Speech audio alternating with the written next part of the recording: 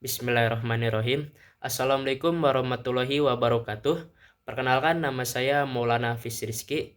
Saya dari S1 Digital Public Relation, Fakultas Komunikasi dan Bisnis, Angkatan 2023. Di sini saya akan menjelaskan materi tentang presentasi akhlak, self-improvement, dan level up sociality. Yang pertama ada pengertian akhlak. Jadi, dalam Islam, akhlak mengacu pada perilaku, sikap, dan moralitas seseorang. Akhlak mencakup aspek etika, moralitas, dan tata krama yang diatur oleh ajaran agama Islam. Akhlak adalah bagian penting dari ajaran Islam yang melibatkan hubungan antara manusia dengan Allah Subhanahu wa taala. Kemudian di sini ada akhlak berasal dari kata khulukun yang berarti budi pekerti. Perangai, tingkah laku atau tabiat adalah sifat manusia yang terdidik oleh keadaan yang melekat pada jiwa manusia yang melahirkan perbuatan-perbuatan yang melalui proses pemikiran, pertimbangan, analisa, dan ketangkasan.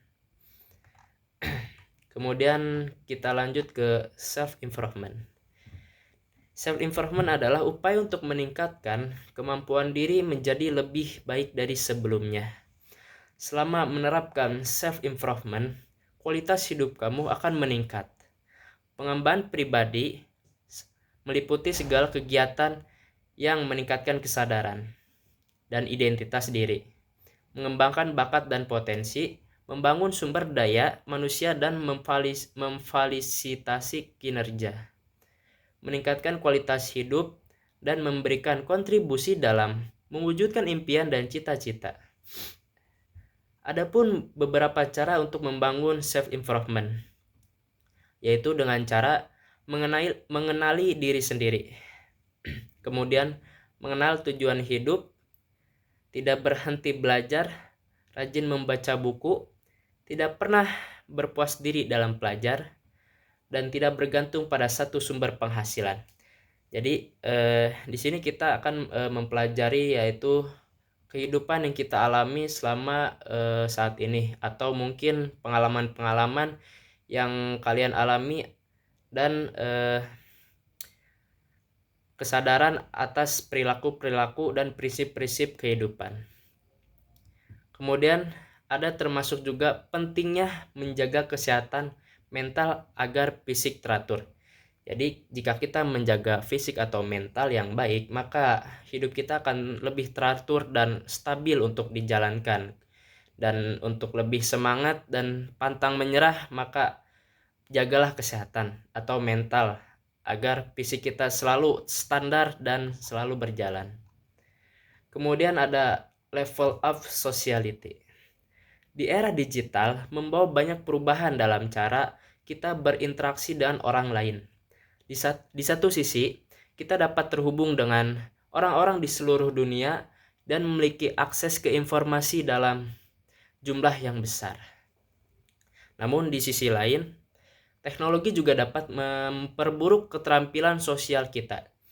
Jadi jika Anda memakai teknologi secara berlebihan atau secara dengan tidak teratur, maka akan merusak tubuh atau pikiran kita yang tadinya normal menjadi berantakan. Jadi jagalah dalam memakai teknologi zaman sekarang, karena teknologi semakin berkembang akan semakin maju kehidupan kita. Tergantung kita menggunakannya dalam bermanfaat atau tidak. Kemudian keterampilan sosial merupakan kemampuan untuk berkomunikasi dengan orang lain. Jadi komunikasi di era digital ini akan memudahkan kita dalam melewati gadget yang sedang kita pegang saat ini, seperti HP, laptop, dan gadget digital lainnya. Dan pentingnya untuk menggunakan gadget tersebut adalah untuk keperluan hal-hal yang positif dan kegiatan yang bermanfaat bagi diri sendiri atau masyarakat lainnya. Jadi, haruskah kita untuk menggunakan teknologi dengan cara kita sendiri atau dengan cara orang lain yang berdampak efek positif atau negatif?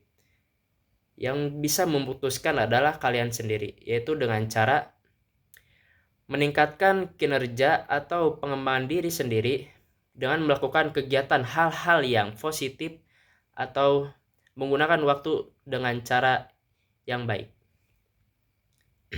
Kemudian memahami dan merespon perasaan orang lain serta bekerja sama dalam tim. Keterampilan ini sangat penting untuk sukses dalam kehidupan pribadi dan profesional.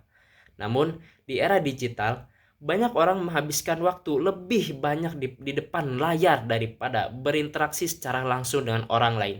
Jadi berhati-hatilah dengan media sosial yang bisa mempengaruhi pikiran kita. Hal ini dapat menghambat perkembangan dan keterampilan sosial kita. Salah satu contoh dari dampak negatif teknologi pada keterampilan sosial adalah kurangnya kemampuan untuk membaca ekspresi wajah dan bahasa tubuh. Ketika kita berkomunikasi secara langsung, kita dapat membaca ekspresi wajah dan bahasa tubuhnya untuk mengetahui bagaimana dia merespon apa yang kita katakan. Baik, kita masuk ke bagian terakhir, yaitu kesimpulan dari seluruh materi dan big class dan small class, yaitu dengan memiliki akhlak yang baik, tentu seseorang tidak akan berani membuat kerusakan. Akhlak yang baik akan menjadi benteng, akan menjadi perisai atau pelindung dalam setiap langkah kehidupan. Sehingga manusia tidak akan berbuat dosa. Hasilnya, pembangunan di semua bidang akan stabil dan sejajar. Menerapkan self-improvement itu sangat penting dalam kehidupan sehari-hari. Tentu agar kamu bisa lebih produktif dan mindful, self-improvement adalah upaya untuk meningkatkan kemampuan diri menjadi lebih baik dari sebelumnya. Selama menerapkan self-improvement, kualitas hidup kamu akan meningkat. Pengembangan keterampilan sosial ini merupakan salah satu komponen dari pendidikan life skill yang harus dimiliki seseorang agar dapat menjalankan kehidupannya secara baik sebagai makhluk sosial. Kemampuan ini juga termasuk kemampuan yang harus dimiliki oleh setiap manusia, khususnya bagi mahasiswa atau siswa atau orang lain untuk menjalankan kemampuan ini. Yang harus dimiliki oleh setiap manusia, khususnya bagi mahasiswa untuk menciptakan hubungan sosial yang baik kepada masyarakat di sekitarnya dan dapat menyesuaikan diri dengan lingkungan sekitarnya serta memecahkan problematika sosial yang dihadapi. Baik, sekian dari saya. Kurang lebihnya mohon dimaafkan. Terima kasih. Wassalamualaikum warahmatullahi wabarakatuh.